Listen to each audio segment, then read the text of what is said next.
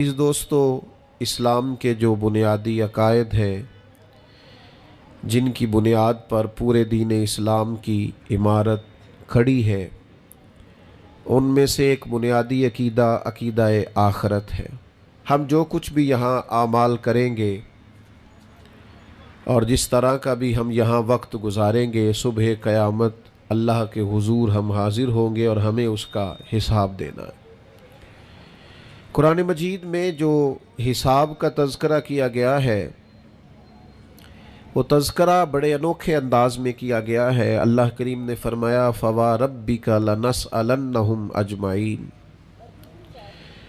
محبوب تیرے رب کی قسم، ہم ضرور ان سے حساب لیں گے، ہم ضرور ان سب سے سوال پوچھیں گے۔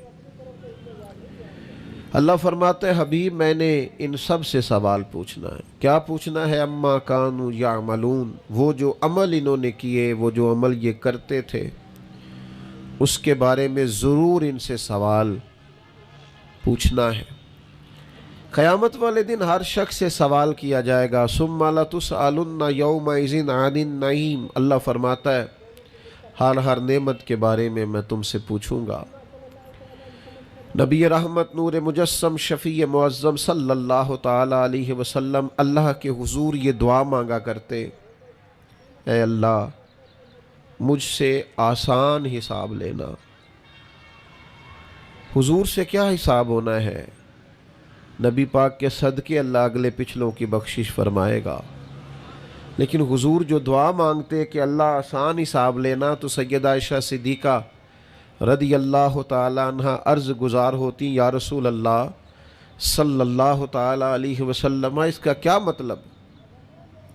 تو حضور ارشاد فرماتے، عائشہ آسان حساب کا مطلب یہ ہے کہ اللہ بس پوچھے اور پھر صرف نظر کر دے، پھر معاف کر دے، ورنہ جس سے اس نے سوال جواب کیے اس کے لیے مشکل ہو جائے گی۔ دعا کرو اللہ اپنے فضل سے درگزر فرمائے، ورنہ صبح قیامت سوال دیکھیے نا، اگر قیامت قائم ہی نہ ہو، سوال جواب کا سلسلہ ہی نہ ہو، باز پرس ہی نہ ہو، تو وہ بیچارے غریب، مساکین، مظلوم جنہوں نے زندگی میں ظلم سہے، تکلیفیں برداشت کی، جابروں، ظالموں، وڈیروں، چودھریوں کی تکلیفیں جنہوں نے اپنے وجود پر سہیں، اس امید پر کہ قیامت میں اللہ کے حضور حساب کیا جائے گا، تو اگر یہ حساب ہی نہ ہو، قیامت قائم ہی نہ ہو، تو وہ مظلوم کدھر جائیں گے؟ قیامت میں حساب ہونا ہے، اور یہ جو جواب دہی کا تصور ہے کہ ہمیں اللہ کے حضور حاضر ہونا ہے، یہی تصور ہماری زندگی کو بہتر کرتا ہے، یہی تصور ہماری زندگی کو بہتر کرتا ہے۔ اور جو اصل زندگی ہے نا، وہ زندگی بھی آخرت کی زندگی ہے۔ وَالْآخِرَةُ خَيْرٌ وَأَبْقَىٰ، اللہ فرماتے ہیں آخرت کی زندگی بہتر بھی ہے اور ہمیشہ باقی رہنے والی بھی۔ میرے بھائیوں یاد رکھیے گا، نبی پاک علیہ السلام نے خود دو ٹوک لفظوں میں اس دنیا کا تصور ہمارے سامنے بیان کیا۔ یہ جو لوگ کھو جاتے ہیں نا، مال کمانے نکلے تو پھر کھو گئے، شہرت کمانے نکلے تو پھر کھو گئے، عزت کمانے نکلے تو پھر کھو ہی گئے، اقتدار کے لیے نکلے تو کھو ہی گئے، اور اس طرح بھولے کہ اپنے آپ کو بھی بھول گئے، اپنے رب کو بھی بھول گئے، روز محشر کو بھی بھول گئے، اپنی قبر کو بھی بھول گئے، قیامت میں اللہ کے حضور حاضر ہونا تھا اس بات کو بھی بھول گئے۔ دو ٹوک لفظوں میں اللہ کے حبیب علیہ السلام نے اس دنیا کا تصور واضح کیا ہے، اس میں کوئی ابہام نہیں رہنے دیا، کوئی چیز مہمل نہیں چھوڑی، بالکل کھول کے حضور نے بیان کیا، اور ایک عام انسانی ذہن کی سطح تک اللہ کے حبیب نے اس دنیا کا تصور بیان کیا۔ وہ جو دنیا ہمیں بڑی میٹھی لگتی ہے، وہ جو دنیا ہمیں بڑی پیاری لگتی ہے، اور جس میں مگن ہو کر ہم معاذ اللہ غافل ہو جاتے ہیں۔ حضور گزر رہے تھے، بکری کا بچہ مرا ہوا پڑا تھا، اور پڑا بھی روڑی کے ڈھیر پہ تھا، کریم اسے دیکھ کے رک گئے، اور بالکل ایک عام انسانی سطح کے مطابق حضور نے سوال کیا، بالکل سادہ آدمی بدو بھی سمجھ جائے۔ کریم فرمانے لگے یہ بکری کا بچہ مرا ہوا روڑی کے ڈھیر پر پڑا ہے، مجھے بتاؤ اس کے مالک کی نظر میں اس کی بھلا کیا قیمت ہوگی؟ عرض کی یا رسول اللہ صلی اللہ علیہ وسلم، جسے روڑی کے ڈھیر پر پھینک دیا گیا ہے اس کی بھلا کیا قدر و منزلت ہو سکتی ہے؟ تو حضور نے فرمایا سنو پھر، اللہ کی نظر میں بھی اگر دنیا کے مال کی قیمت مچھر کے پر کے برابر بھی ہوتی تو اللہ کبھی کافر کو ایک گھونٹ پانی کا نہ دیتا۔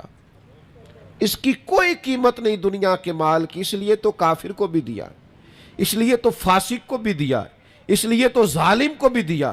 بے ایمان اور بددیانت کے گھر میں بھی بہت سارا مال و دولت ہے، ہاں جس کے ساتھ وہ بھلائی کا ارادہ کرتا ہے اسے اپنے دین کی سمجھ عطا فرماتا ہے۔ مال بھی ہو، دین کی سمجھ بھی ہو، گھر میں وسعت بھی ہو اور عبادت کا جذبہ بھی ہو، انسان کی تجوری بھری ہوئی بھی ہو اور غریبوں کے لیے اس کا دل بھی کشادہ ہو، اسے اقتدار بھی حاصل ہو اور اس کے سینے میں مظلوم کا درد بھی موجود ہو، تو اب یہ ہے کہ رب کریم نے اس کے ساتھ بھلائی کا ارادہ فرمایا۔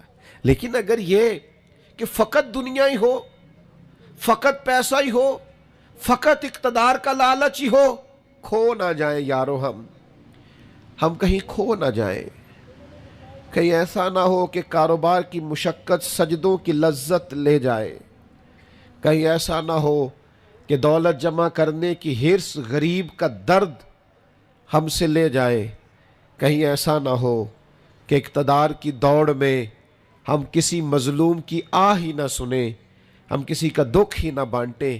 آخرت کا تصور ذہن میں رکھیں، وہ جو قیامت کے دن اللہ کے حضور کھڑے ہونا ہے، وہ جو قیامت میں رب کریم کی بارگاہ میں ہم نے حاضر ہونا ہے، اس حاضری کے تصور کو اور جواب دہی کے تصور کو اپنے ذہن میں لائیں۔ یاد رکھیے گا 3 چیزوں کے علاوہ ہر چیز کا حساب دینا ہے۔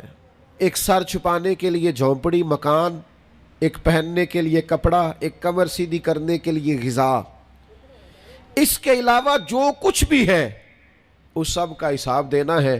نبی رحمت صلی اللہ تعالی علیہ وسلم نے جو حدیث بیان کیا نا حساب کے لیے، آپ یقین کریں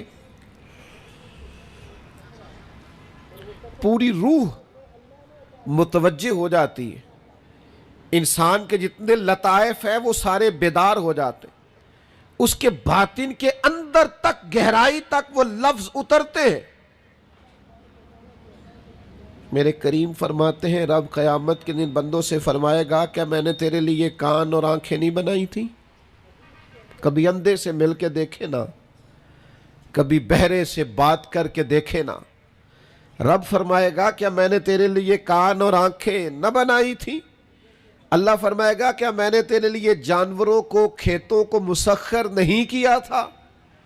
ہر جانور پر تو سواری کرتا ہے، جانوروں کے گوشت کھاتا ہے، جانوروں کا دودھ پیتا ہے، کھیت کے اندر ہل چلاتا ہے، اناج ہے، پھل ہیں، سبزیاں ہیں۔ هو الذی خلق لکم ما فی الارض جمیعا، زمین میں جو کچھ ہے حضرت انسان کے لیے پیدا کیا۔ اللہ فرمائے گا تیرے لیے کان بنائے، آنکھیں بنائی، تیرے لیے مسخر کیا جانوروں کو، تیرے لیے مسخر کیا کھیتوں کو۔ پھر رب کہے گا میں نے تجھے خوشحالی دی، میں نے تجھے سرداری دی۔ پھر اللہ فرمائے گا یہ بتا کیا تجھے مجھ سے ملنے کا یقین نہیں تھا؟ کیا تجھے یہ خبر نہیں تھی کہ تیری رب سے بھی ملاقات ہوگی؟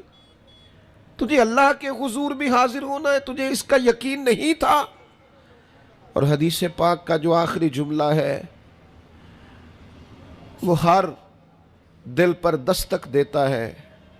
حضور فرماتے رب فرمائے گا میں بھی آج تجھے اسی طرح ہی فراموش کر دوں گا جس طرح تو نے مجھے بھلا دیا تھا۔ جا، تو نے اگر مجھے بھلا دیا تھا آج میں نے بھی تجھے فراموش کیا۔ دعا کرو ہمارے ساتھ یہ سلوک نہ